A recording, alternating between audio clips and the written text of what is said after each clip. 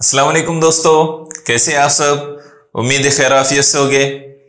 आइए हम अपने अगले टॉपिक को लेते हैं। हमारा आज का टॉपिक है ईराब। ये जो लफ्ज यहां पर लिखा है इसको बाज लोग जो है एराब बोलते हैं, लेकिन एराब पढ़ते हैं, लेकिन ये एराब नहीं है। अगर हम उसको एराब कहेंगे, देखो मैं उसको आवाज के साथ लिखता हूं। अगर इस तरह से हम उसको एराब लिखेंगे या एराब पढ़ेंगे तो इसका मतलब हो जाएगा अरब के देहाती। लेकिन अगर हम उसको ईराब पढ़ेंगे तो ये होगा जबर जेर पेश वाली अलामतें, हरकतें, और ये हमारे लिए अभी ईराब है। हम ईराब पढ़ रहे हैं, ठीक है। तो अब सवाल ये पैदा होगा कि ईराब किसको कहते हैं। मैंने यहां पर लिखा हूं, लफ्ज का जब हम सही तलफ़्फ़ुज़ जाहिर करना चाहते हैं या सही तलफ़्फ़ुज़ अदा करना चाहते हैं तो हम क्या करते हैं कि जो अलामतें लगाई जाती हैं उसके लिए उसका इस्तेमाल करते हैं। मुख्तलिफ अलामतें लगाई जाती है, जैसे ज़बर, ज़ेर, पेश, जज़्म, तशदीद, फिर तनवीन। इस तरह की अलामतों का हम इस्तेमाल करते हैं। तो जब इस तरह की अलामतों का हम इस्तेमाल करते हैं सही तलफ़्फ़ुज़ को जाहिर करने के लिए तो उन्हें कहते हैं ईराब। समझ में आ रहे? जब भी हम किसी लफ्ज का सही तलफ़्फ़ुज़ अदा करना चाहेंगे और उसके लिए हम इस तरह की अलामतों का इस्तेमाल करेंगे ताकि सही तलफ़्फ़ुज़ जाहिर हो अल्फाज का, उसे कहते हैं ईराब। मतलब अलामतों को, ठीक है, उस अल्फाज को नहीं कहेंगे, उन अलामतों को जो लगाई जाएगी। जैसे मैं यहां पर उसको निशान के तौर पर बताता हूं, जबर, ठीक है। मैं उसकी कलर चेंज करूं, जबर, ठीक। फिर इसको अगर जाहिर करना रहा तो इसको हम इस तरह से जाहिर करेंगे, जेर। इसको मैं इस तरह से लिखता हूं, पेश। जब हम जज्म लिखते हैं तो जज्म के लिए हम इस तरह की अलामत इस्तेमाल करते हैं, ठीक है। तशदीद के लिए इस तरह की अलामत इस्तेमाल करते हैं और तनवीन के लिए इस तरह की अलामत इस्तेमाल करते हैं। ये कभी लकीर के ऊपर होता है यानी अल्फाज के ऊपर, और कभी अल्फाज के जो है, कभी अल्फाज के नीचे और कभी अल्फाज के ऊपर, ठीक है। और ये इस तरह से भी आता है, दोनों आवाजें भी पैदा करता है। इसके बारे में मैं आगे बताता हूं। अलबत्ता आपको ये याद रखना है कि इन तमाम अलामतों को जब हम इस्तेमाल करेंगे किसी लफ्ज के सही तलफ़्फ़ुज़ के लिए तो ये अलामतें क्या कहलाएगी? ये अलामतें कहलाएगी ईराब, ठीक है। आगे देखेंगे हम। सबसे पहले हम एक अलामत जेर को लेते हैं, ठीक है। जेर क्या होता है? जब हम किसी याय की अलामत जब हम किसी हर्फ के नीचे लगाते हैं तो उसे क्या कहते हैं? जेर कहते हैं। जैसे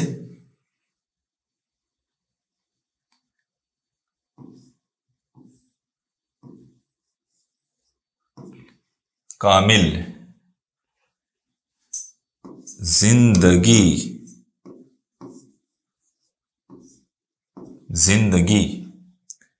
तो इस तरह से जब हम जेर का इस्तेमाल करते हैं उसकी याई की आवाज पैदा करने के लिए तो उसे ये क्या कहलाता है? ये अलामत क्या कहलाती है जो याई की आवाज पैदा करती है? ये कहलाता है जेर। क्या कहलाता है? जेर। उसकी आवाज नीचे की तरफ जाती है। जिंदगी, कामिल, शामिल, निसार। जब हम इस तरह से लिखेंगे, निसार, शाहिद,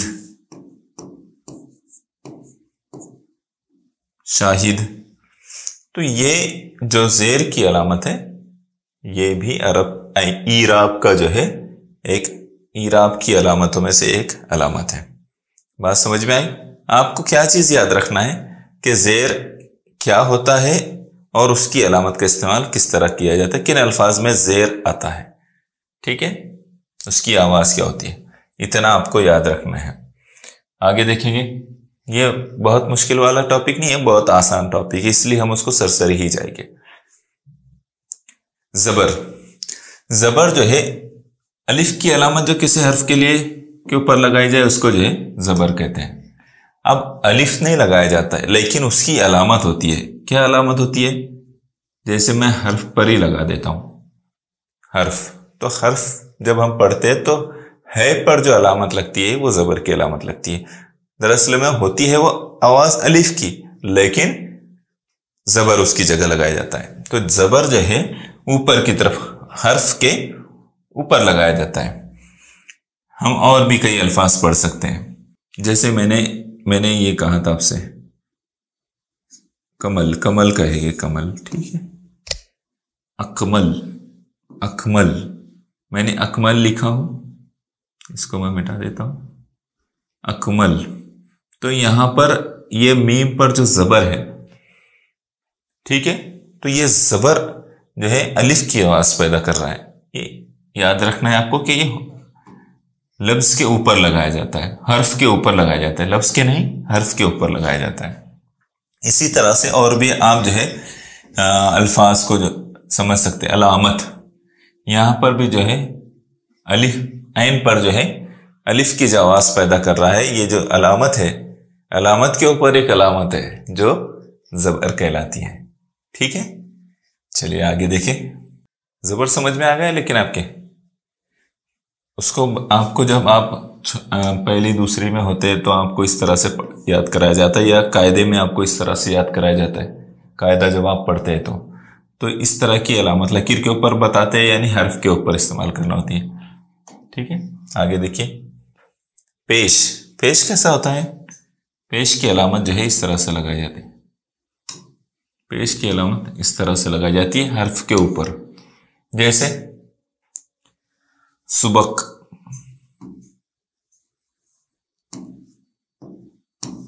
सुबक है ना, नाजुक, नाजुक, रुत, रुत।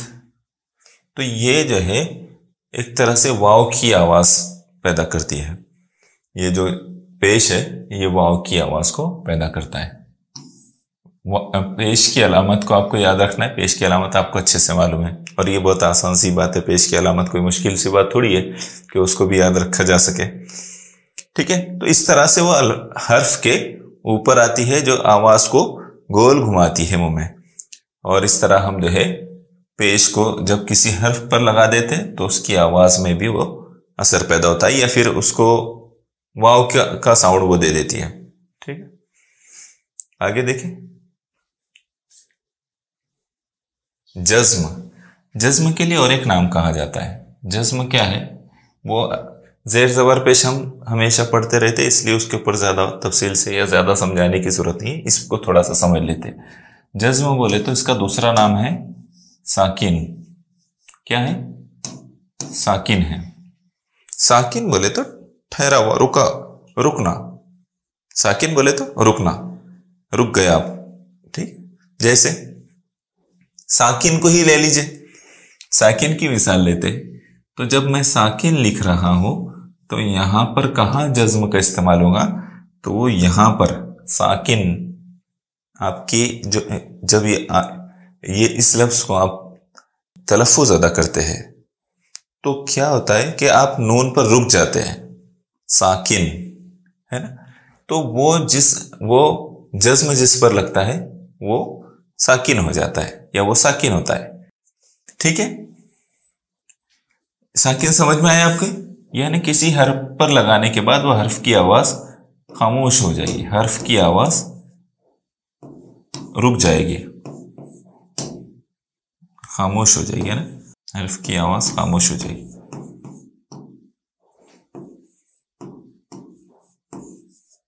या खामोश बोले तो बिल्कुल नहीं निकलेंगे, ऐसे नहीं होगा, वहां आवाज रुकेगी, रुकेगी,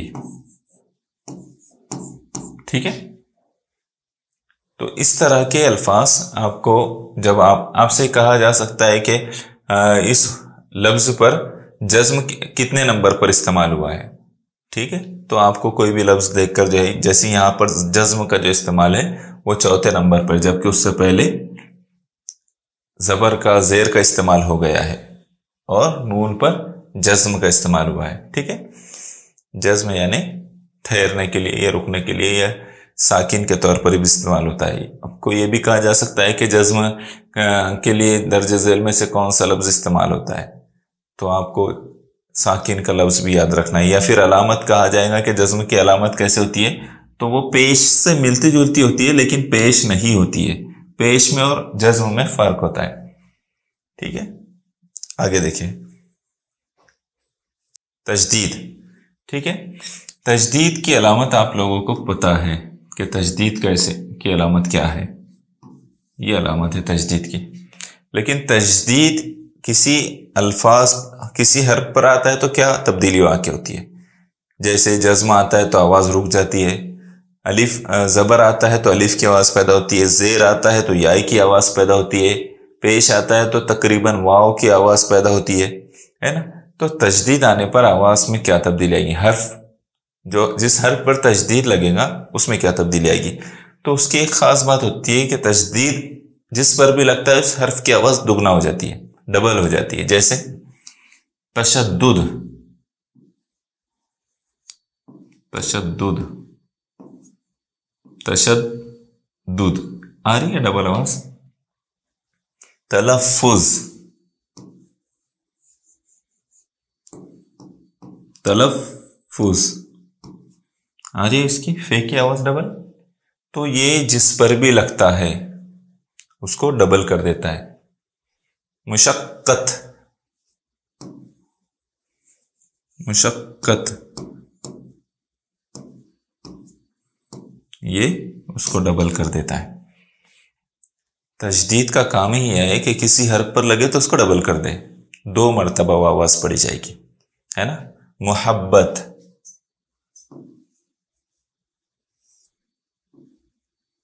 मोहब्बत बे पर आएगी, ठीक है। तनफ्फुर, तनफ्फुर, है ना। तो ये तजदीद जो होगा जिस हर्फ पर भी आएगा उसकी आवाज डबल पड़ी जाएगी। अब आपको याद रखना होता है मुदब्बिर, आप कहते हैं मुदब्बिर, है ना, मुदब्बिर।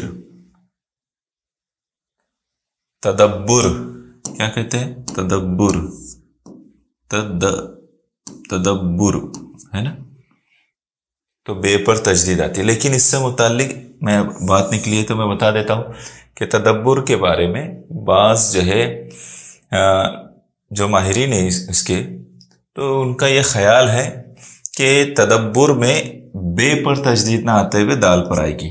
तदब्बुर, वो कहते हैं कि इसकी आवाज दाल पर डबल बनेगी, तजदीद जो लगेगा दाल पर बनेगा और वो बनेगा तदब्बुर, यानी गौर फिक्र, ठीक है। बहरहाल जो भी है आप ऐसा समझे या ऐसा समझे, क्योंकि वो इसमें अलग अलग राय है लोगों की। कसरत इस्तेमाल में तो तदब्बुर आता है, लेकिन तलफ्फुज में सही अगर इमले की तरफ जाए तो तदब्बुर आता है, ठीक है। तो तजदीद समझ में आया आपके कि तजदीद क्या है, कि जिस भी हर्फ पर लगेगा उसको वो दुगना कर देगा। बात समझ में आई, सही या नहीं? ओके, आगे बढ़े। आखिरी एक चीज तजदीद के बाद वो है तनवीन। ईराब में वो तनवीन क्या है? तनवीन है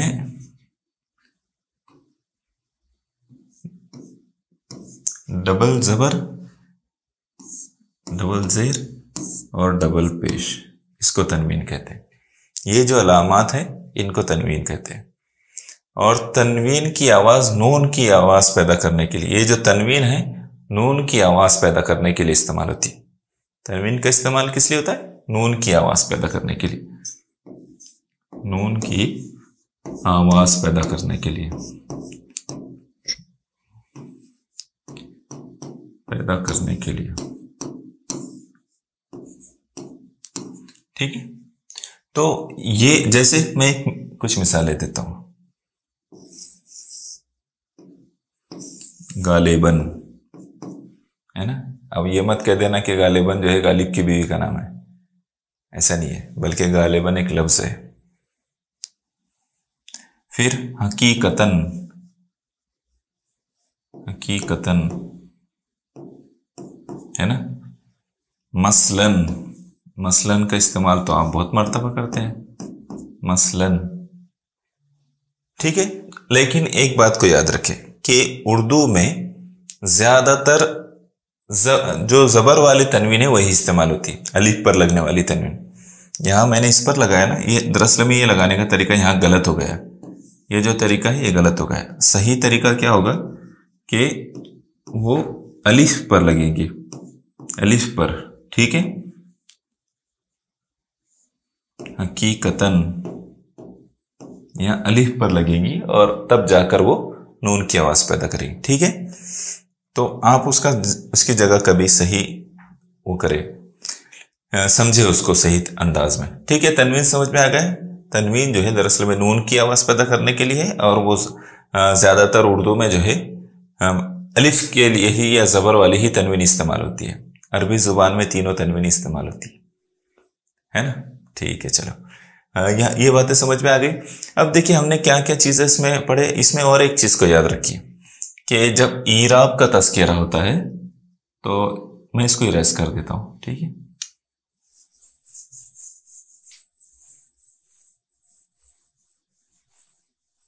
ठीक है, जब ईराब का तज़किरा होता है तो और एक लफ्ज आता है और वो है हरकत, हरकत, ठीक है, हरकत। तो ये हरकत किसको कहते हैं ये समझ लीजिए। ईराब और हरकत के दरमियान में फर्क को समझना जरूरी है। तो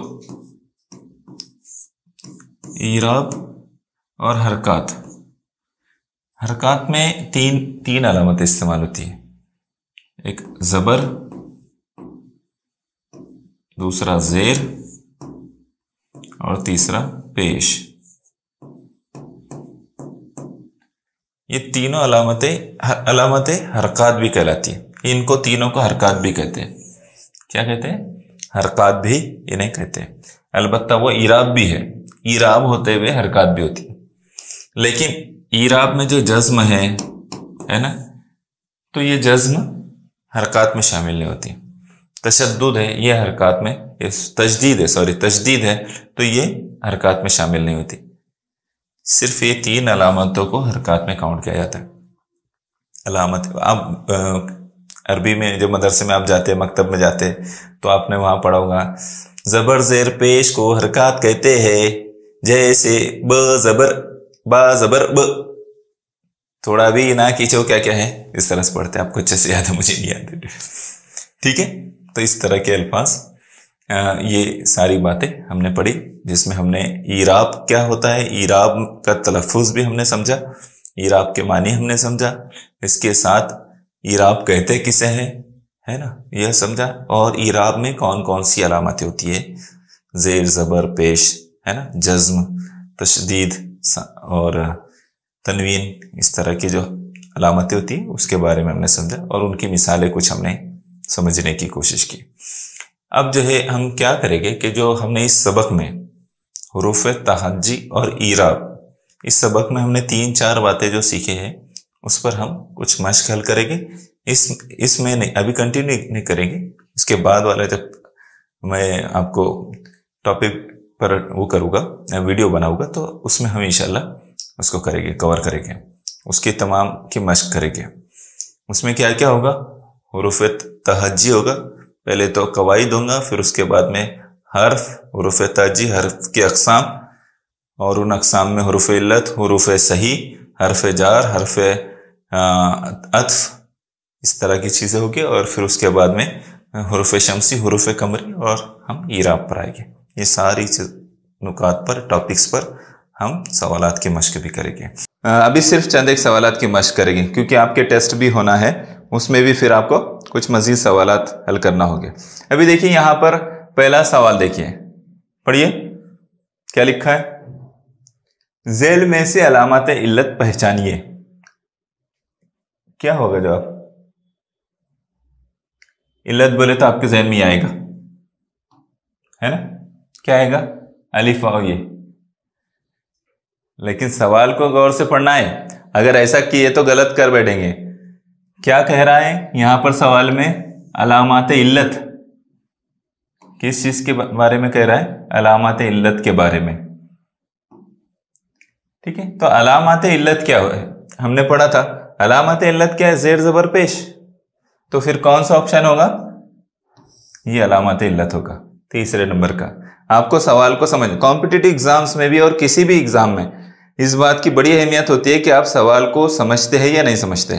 सबसे अहम काम सवाल का समझना होता है, सवाल के समझने पर ज्यादा गौर करना चाहिए। तो यहां पर क्या कहा गया? अलामत इल्लत, इसलिए हम यहां पर आए, वरना क्या करेंगे बाज बच्चे जल्दबाजी में अलिफ व या को सही समझकर कर देंगे, लेकिन बाद में जो है जवाब सामने आएगा वो जेर जबर पेश होगा। इसलिए हमको जो है गौर से सवाल पढ़ना है। दूसरा सवाल देखिए, ज़ेल में एराब के लिए, ईराब के लिए मुनासिब मुतबादिल का इंतखाब कीजिए। मुनासिब मुतबादिल किसके लिए कह रहा है? ईराब के लिए। अब आपको फौरन ज़हन में लाना है कि ईराब किसको कहते हैं। तो ईराब किसको कहते हैं? हुरूफ इल्लत की बजाय इस्तेमाल होने वाली अलामत। सही है क्या? सही है, हुरूफ इल्लत की बजाय अलामत इल्लत जो इस्तेमाल होती है उसको भी जो है वो भी ईराब कहलाती है ना? तो ये सही हो गया। ठीक है, लफ्ज का। और एक बात याद रखिए, 8वीं क्लास के जो स्कॉलरशिप के एग्जाम होते हैं उसमें 20% सवालात ऐसे होते हैं जिसके दो मुतबादिल सही होते हैं, यानी 2 जवाब सही होते हैं। तो आपको पहला जवाब सही मिल गया और आपने टिक करके बाहर हो गए, सोच ली कि पहला ही सही है, पहला भर दो। तो ये सही तरीका नहीं है। आपको चारों ऑप्शन पढ़ना ही है, उसके बगैर आपको नहीं चलेगा, उसके बगैर जो है मुश्किल हो जाएगा आपका पेपर। पहला क्या है? हुरूफ इल्लत के बजाय इस्तेमाल होने वाली अलामत। तो ये चूंकि जेर जबर पेश अलामत इल्लत कहलाती है, हुरूफ इल्लत की जगह इस्तेमाल होती है, इसलिए अलामत इल्लत कहलाती है। तो हमने पहला ऑप्शन सही किया।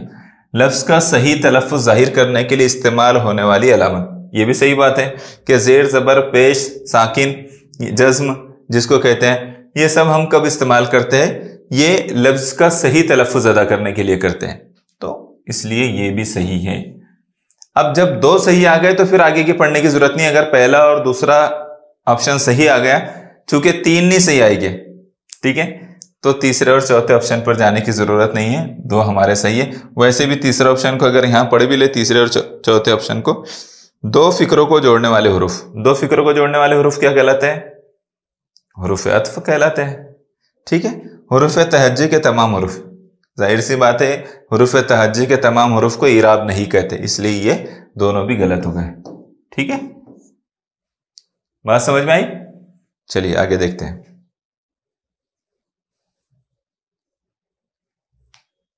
हाँ, तीसरा सवाल है, लफ्ज उमर में कितने हुरूफ इल्लत है? सवाल पढ़े आपने, लफ्ज उमर में कितने हुरूफ इल्लत है? हुरूफ इल्लत बोलते ही आपके ज़हन में आएगा अलिफ वाव या, और आना भी चाहिए अलिफ वाव या। ये कितने हैं इसमें अलिफ वाव या? एक भी नहीं, जाहिर सी बात है एक भी नहीं है उसमें, तो ये चौथा ऑप्शन सही रहेगा। यहां पर एक भी नहीं। अलामत इल्लत और हुरूफ इल्लत में फर्क करना है आपको, ठीक है, तो यहां पर हुरूफ इल्लत एक भी नहीं है इसमें। चलिए अगले सवाल पर आइए। लफ्ज मेहमान की जिद में हुरूफ इल्लत के नंबर पहचानिए। मेहमान की जिद क्या होता है? उसने क्या कहा? मेहमान का नहीं कहा है, मेहमान के हुरूफ इल्लत के नंबर पहचानने के लिए नहीं कहा, बल्कि कहा मेहमान की जिद। मेहमान की जिद क्या होता है? मेजबान। क्या होता है? मेजबान। तो मेजबान जो है जब हम लिखेंगे तो वहां पर हमको क्या पहचानना है? हुरूफ इल्लत के नंबर। अब यहां देखिए हुरूफ इल्लत क्या होता है, तो यहां पर हमको मालूम है अलिफ वाव या जो है हुरूफ इल्लत होता है। यहां पर जो या आया है ये हुरूफ इल्लत है, ठीक है, एक। कितने नंबर पर आए, मीम मीम पहला नंबर या है दूसरा नंबर, फिर बे जो है रे तीसरा, जे तीसरा नंबर और बे चौथा नंबर, और फिर ये जो अलीफ आया ये पांचवा नंबर, नून का छठा नंबर। 6 हुरूफ है ना इसमें, कितने हुरूफ है, 6।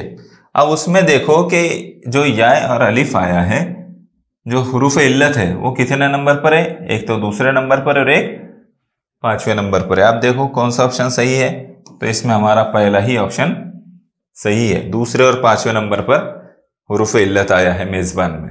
थोड़ा सा आपको कंफ्यूज करने की कोशिश करेगा, आपका ज़ख़ीर अल्फाज देखेगा, है ना। तो इस तरह से आपको कंफ्यूज नहीं होना है, आपको फौरन जो है, और मैं थोड़ा स्लो समझा रहा हूं आपको, रफ्तार नहीं है समझाने की, वरना इतना टाइम नहीं लगेगा उसको, फौरन जो है हम कैच कर लेंगे कि ये दूसरे और पांचवें नंबर का मेजबान, और मेजबान में दूसरा और पांचवा जो हुरूफ है वो हुरूफ इल्लत है। ठीक है, चलिए आगे देखेंगे। पांचवा सवाल देखिए, पांचवा सवाल क्या है, पढ़ो। हाँ, फेरोजुल लुगात के मुताबिक उर्दू में हुरूफ तहज्जी की तादाद डैश डैश है, कितनी है। अब ये इंफॉर्मेशन से मुतालिक सवाल है, आपकी मालूमात कितनी है, आपके पास इल्म कितना है। तो यहाँ ऑप्शन मैं बताता हूँ आपको कि हुरूफ तहज्जी के फेरोजुल लुगात के मुताबिक हुरूफ तहज्जी की तादाद कितनी है, 50 है। ठीक है, अब आप सोचेंगे कैसे 50 है, मैंने आपको हुरूफ तहज्जी की तादाद बताया था कि हुरूफ तहज्जी की तादाद कितनी है, 36 है, और हमज़ा को जब मिला लेते तो 37 हो जाती है, लेकिन इसको अभी 36 ही समझो। और मुरक्कब हुरूफ तहज्जी कितने हैं, 14। कितने हो जा रहे हैं, हो जा रहे हैं 50 हो गए। तो हुरूफ तहज्जी की तादाद फेरोजुल लुगात के मुताबिक 50 है। छठा सवाल देखिए, लफ्ज़ मुताबिक के पहले, दूसरे और चौथे हर्फ पर लगी हुई ईराब की अलामतों को क्या कहते हैं। इसमें क्या कहा, पहले, दूसरे और चौथे। अब पहले पर मीम है, दूसरे पर जबर है, और तीसरे चौथे पर क्या है, जेर जबर पेश। वहां अलामतें कौन सी लगी हुई है, ईराब की अलामतें, जेर जबर पेश। तो उनको क्या कहते हैं, हमने इससे पहले सवाल भी हल किया उसका, तो उसको क्या कहते हैं, जेर जबर पेश को जेर जबर पेश, इसको क्या कहते हैं, अलामात इल्लत कहते हैं इसे, है ना। अभी हमने शुरू के सवालात में भी इसको देखा है, अलामात इल्लत। तो यहाँ तीसरा ऑप्शन हमारा सही रहेगा, अलामात इल्लत कहते हैं उसे। बात समझ में आ गई। सवाल को समझना सबसे अहम है, इसलिए सवाल को पहले समझे आप। अगले सवाल पर आइए। जेल के जुमलों में, ये जो जेल लिखते हैं ना हम, जेल, अभी मैं भी इसको जेल पढ़ रहा हूं, लेकिन इसका सही तलफ़्फ़ुज़ जील है, दर्जे जील। ठीक है, जेल के जुमलों में हर्फ जार तलाश कीजिए। और मैं अभी आपको बता रहा था कि जील जो है, इसको जील पढ़ते हैं, जील क्यों बोलते हैं, ये उसका सही तलफ़्फ़ुज़ है। ठीक है, लेकिन कसरत इस्तेमाल की वजह से ये जेल पढ़ा जाने लगा है। क्या जुमला लिखा है, अब आया ऊंट पहाड़ के नीचे, और उसमें क्या तलाश करना है, उसमें तलाश करना है हर्फे जार। हर्फे जार किसे कहते हैं, जरा गौर कीजिए, सोचिए। हमने पढ़े थे इसको, दो इसमों या इस्म और फेल के दरमियान ताल्लुक जाहिर करने वाला लफ्ज या फिर हुर्फ, उसको क्या कहते हैं, हर्फे जार कहते हैं। अब यहाँ क्या आ रहा है, अब आया ऊंट पहाड़ के नीचे, पहाड़ के साथ क्या ताल्लुक जाहिर कर रहा है, ऊंट और पहाड़ के दरमियान जो ताल्लुक जाहिर करने वाला जो लफ्ज है वो क्या है, नीचे, है ना। ठीक है, तो ये हमने अल्फाज जो बताए थे हर्फ जार के तौर पर, उसमें ये लफ्ज को भी बताया था। नीचे ये जो लफ्ज है ये हर्फ जार है, ये उनके दरमियान में ताल्लुक को बता रहा है। ठीक है, अगर आप सवाल करेंगे कि ऊंट कहाँ है, तो खुद ब खुद आ जाएगा पहाड़ के नीचे। हाँ, 8वें सवाल पर आइए। ईराब के लिए मुनासिब मुतबादिल का इंतखाब कीजिए। ईराब के लिए मुनासिब मुतबादिल का इंतखाब कीजिए। अब आपको देखना है कि ये सवाल रिपीट हो गया है शायद, है ना, ये रिपीट हो गया है सवाल, इसको हम आगे बढ़ा देते हैं। हाँ, सवाल नंबर 9 देखिए, दर्ज झील में से हुरूफ कमरी वाले अल्फाज की शनाख्त कीजिए। अब यहाँ पर 4 अल्फाज दिए गए हैं और आपको क्या पहचानना है, हुरूफ कमरी पहचानना है आपको। और हुरूफ कमरी हमने हुरूफ शमसी और हुरूफ कमरी हमने पढ़ा था। हुरूफ कमरी में को याद रखने के लिए मैंने एक जुमला भी आपसे कहा था, वो आपको याद होना चाहिए। अब पहचानिए कि इसमें से हुरूफ कमरी वाले अल्फाज कौन से हैं, बताइए। हुरूफ कमरी में अगर अलिफ, हुरूफ कमरी कौन से होते हैं, जिसमें अगर अलिफ और लाम दरमियान में आए तो वहां पर अलिफ की आवाज नहीं आती है, ठीक है। तो आप देखिए यहाँ पर अब्दुल जलील है ना, अब्दुल रहमान, इसमें अलिफ और लाम दोनों नहीं पढ़ा जा रहा है। इसका मतलब क्या है कि ये हुरूफ शमसी है।